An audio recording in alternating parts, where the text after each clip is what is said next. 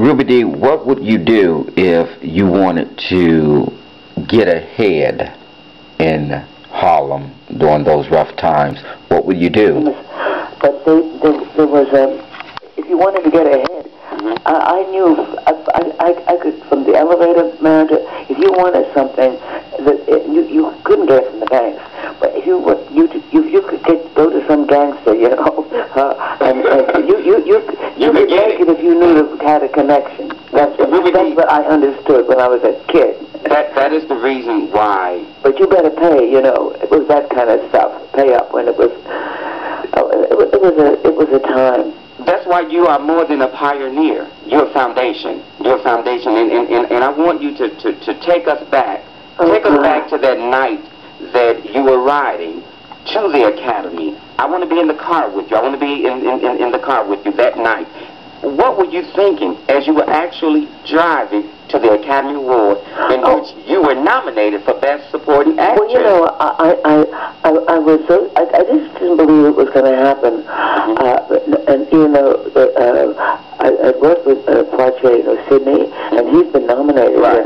But in my whole thinking as an actor, I'd long ago given up integration as an actor. And I guess it was past my time to be really thinking that I could be nominated, so it was kind of a shock, you know. I'd known about Louise Devers, but she wasn't even allowed to go to the ceremonies, or was it Hattie McDaniel? Hattie McDaniel. So sit outside. So I had sort of, after I had my nose had been pressed against the window of the Hollywood dream, you know, and I'd learned that wasn't for black people. You know, if you weren't stepping fetch it, or you couldn't do a maid or a whore or you know something like that. There was no chance for you to do those kind of characters that my mother talked to us about, and that she read to us from black literature about, and that I won. The Elks used to have an oratorical contest in Harlem, and I've won that 3 times, you know. And the last time I won the first prize, it was on a subject that had nothing even to do with black people. It was about John Marshall and the Constitution. But that was Harlem, and that was my mother, you know, and that was the Elks, you know. So I just felt that the world outside of those black people I knew was not open to me. So there's something to me that had bought into the racism, you know.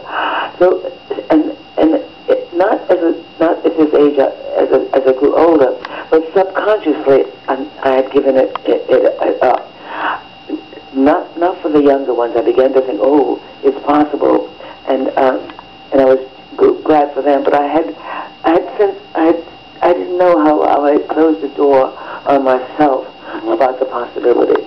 So I thought it was, oh, gee, you know, if you live long enough, anything's possible. Anything is possible. and so I really, I thought it was just people who had become friends of mine, white and black, and people who had heard that I was nominated, had been nominated, and those times are changing, and so I appreciated their good wishes, but I was so when the nomination was actually a reality, and not only that, at that time I was nominated for Screen Actors Guild. I have been nominated for other things, so there was an excitement, and I remember making jokes and saying, well, hey, it's about time, yeah, you know, exactly. I'm making jokes about it because I didn't really think it was going to, but then it began to become more and more real because at that same time, there's the Black Enterprise, the NAACP, you know, Screen Actors Guild. So something was happening to me and in my life, and so it was. It felt like, you know, the big arm of God just reaching through all of this stuff and giving me a big pat on the back and a hug and everything. I like that. I like that. As I feel that, you know, giving me you know how you do when I remember as a kid when you would get some kind of recognition and how you'd feel. Yeah. And so it began to, that's how I felt. So, I began realize too that you always have to keep your expectations intact. Because everything is there are things outside the control of us as human beings that affect our lives. And I grew up in the church. I grew up trusting, believing, and through my mother, despite all the things, and the whole tradition of religion and prayer, even before I paid attention to it, it was just a thing in the streets, and it was just all.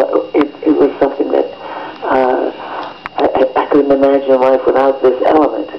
So all of that came into play and gave me a joyous kind of feeling of, oh yeah, this sounds fun.